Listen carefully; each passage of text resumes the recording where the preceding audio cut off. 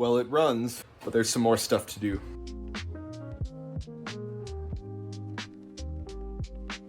The funny thing is, after I got the car running and driving and moving, I started to have the literal exact same problem I had when I had the old motor in the car. So I'm thinking, well, what on earth could that be?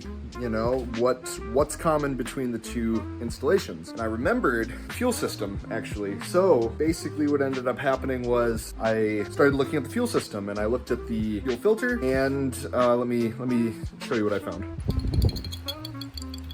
Do you hear that? There's something rattly in my fuel filter. Now I couldn't actually get the fuel filter open to look inside, but basically I went down to the pump because I replaced the filter and that didn't do it. So that leaves the pump. Went to the pump, it was all full of a bunch of black stuff. In there was just completely gummed up. I tried to blow it out, but I ended up just replacing the pump with the backup one that I had. First try, it worked awesome. So now I've got a fully running and driving car, kind of. Let me show you. I have been doing some test drives and I hope to get out again today. Up underneath here is my fuel filter and I replaced that and I did have some leaking today, but I tightened up the hose clamps and that's doing just fine. I still had that pesky cylinder 4 misfire that I didn't know what the problem was. I thought maybe with consistent fuel that would fix the problem, but that wasn't the problem. Now all the Subaru forums I went on are pretty explicit with using NGK spark plugs, right? And that's what I have just installed on this side, still have to do the other side. But I found auto lights in the car. So I'm thinking this is probably my problem, plus these are probably pretty old. Yeah, it was time to replace them. So I'm hoping this will kind of fix my misfire. Also, my seal on the oil pan didn't work super great, so we're gonna have to see if we can tighten up that oil pan a little bit more. I think maybe the gasket got crushed after I torqued it. I'm hoping I can at least get through the season. I might replace the oil pan with a shortened one just to protect it, but we'll see. Back at it again. We got some stuff today. Let me show you what we got here. I got a couple genuine junkyard parts. MAF sensors. I think that might be part of my idling issue, so I decided to get 2 of them. Got a really good deal, 2 for 30 bucks, and then also have a brand new coil, NGK, quite nice. So we're gonna start with this, see if this works. Project car gets way nicer parts than my daily. Decided to drive across town, thinking I was gonna be able to go up the North Shore, you know, up to 2 harbors. It's about a half-hour drive. Things didn't go very well, and I have a couple theories. The first theory being I put some cleaning stuff in the gas tank in hopes to clean out what I think to be a cylinder 4 injector, I don't know, clog, whatever. Threw some of that in, but I think I might have knocked some other stuff loose. It's not running quite right. At the same time, I also did add too much of the cleaner, so I put enough in for a 15-gallon tank. This is 10, and it wasn't quite completely full, so I think that might be part of the problem. I'm going to replace the coil and probably limp over to the Milk House gas station across the street and see if I can fill up the tank and try to get this thing running right again. New coil's in, still runs. NGK, baby. Not really hearing any misfiring yet. That doesn't really mean anything, to be honest. So it still died, but I didn't hear any misfiring, so maybe that's a step forward? I'm not sure. We'll see. All right, so I've got the intake and MAF out of the way there, and we've got the new one hooked up. I'll try to start it and run it without the intake on it and see what happens.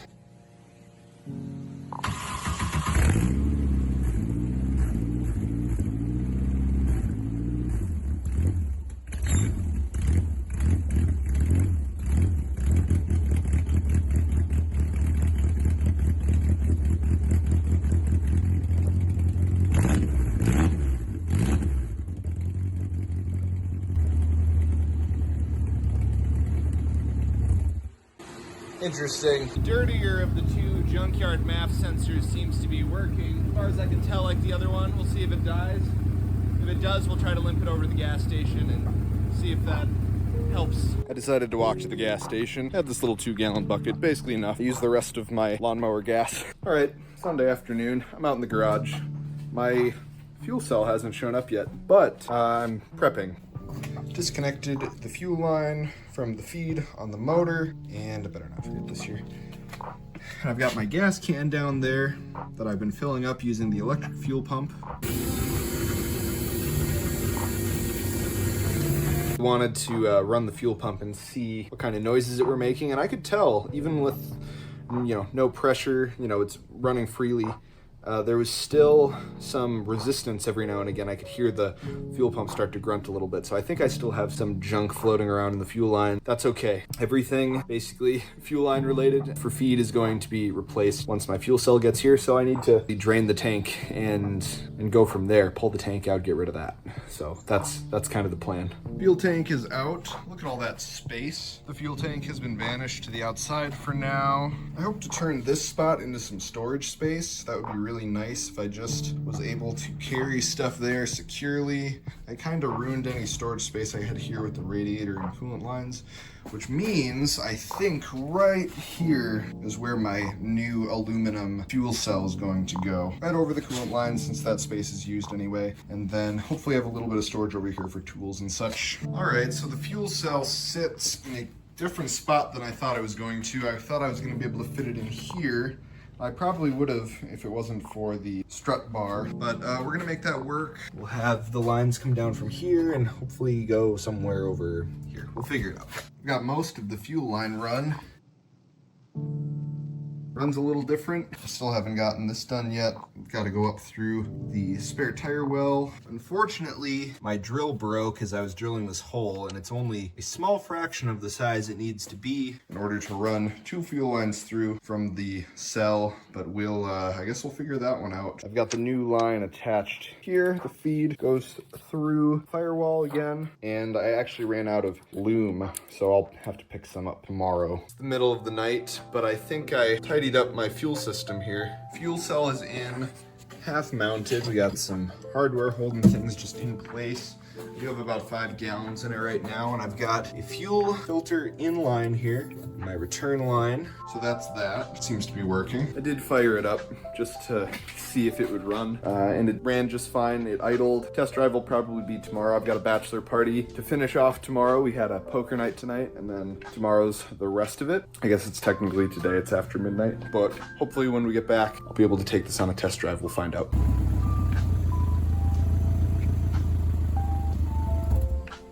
I'm not entirely certain, but I think I might have found my issue. Let me show you. This right here is my O2 sensor connector on the O2 side. This terminal right here, the white wire, has kind of come out, and I don't think it's making contact with the harness connector on the body side. So I think this might be my problem. I'm gonna see if I can maybe remedy that. I did get that wire pushed back in, and I do have a new O2 sensor coming, but I think this might be my problem. I forget exactly where I left off, but reconnecting the O2 sensor didn't work, so I've got a new one in right now. Maybe the old one was bad. New O2 sensor. I had to lengthen the wires to get up. We're just gonna let her run and see what happens. I'm seeing a lot more oil, which makes me nervous. We're gonna ignore that for now, probably. Did have O'Reilly's order me a new MAF sensor, so I was getting a code P0100, which supposedly is for the MAF circuit, so maybe I've just had 3 bad MAF sensors. I know I've had at least 1 bad MAF sensor, so we'll see what happens. Expensive part. So it didn't seem to be the O2 sensor, but the O2 sensor really did a nice job, helped it kind of recover from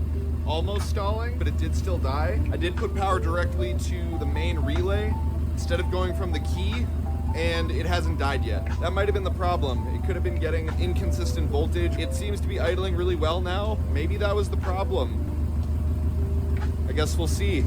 Well, it hasn't died, hasn't even gone off of rock solid idle. I think that was my problem. I've got the wiring change to make. Man, I mean, that explains some of the stuff I was experiencing. I think I'll be able to drive it this year still, which is great. So it's working, still pretty solid idle. Routed my new O2 sensor up. Since the power for the relay control seemed to be kind of bad, I routed it to this switch I had on the back that already had power to it. It seems to be working all right. It hasn't died yet. I wonder if that relay just kept clicking just a little bit and losing power. Let's see if this fixes it.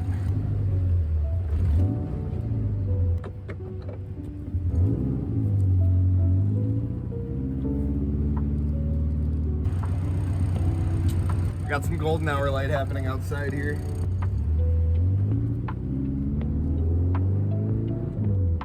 So far so good, nothing weird. Probably won't go too far just in case.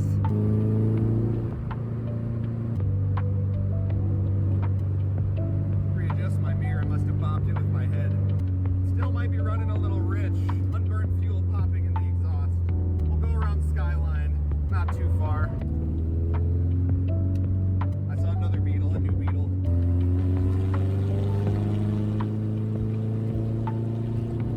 Feels good. Drives exactly how I'd expect it to if it were working. It's weird that the idle also feels better, to be honest. It's kind of weird.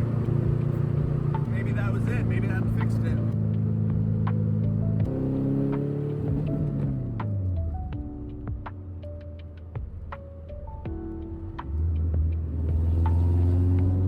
We had a little something weird there. That seems like it's kind of the same.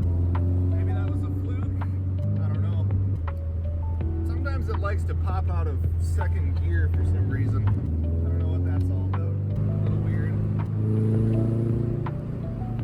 It still could be a problem. We'll see. I'm not sure. It seems to be working really good.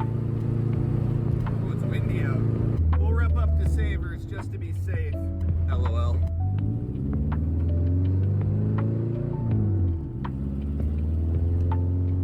We'll take the long way just to get some miles on. If we start having problems, I'll have to take it home. I made it up to the mall. Everything seems to be working just fine, which is really good. It hasn't died a single time. Really haven't had any weird anomalies. I had that one that kind of scared me, but that could have just been me.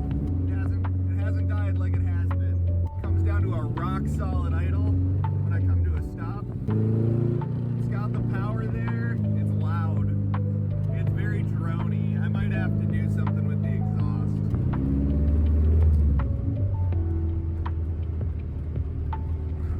So that drive went mostly good.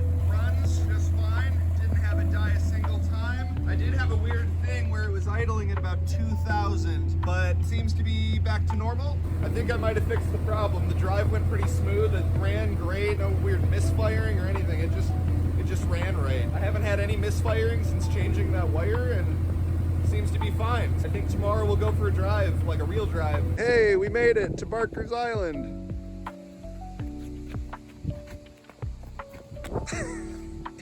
It's a beautiful evening. Sam's with me. We took the car out. Oh my gosh. We're still leaking some oil and it idles high, but it runs good. Made it all the way across the pond to Wisconsin. We're out seeing the whaleback too, you know, since it's such a beautiful evening. So I guess the car is working now.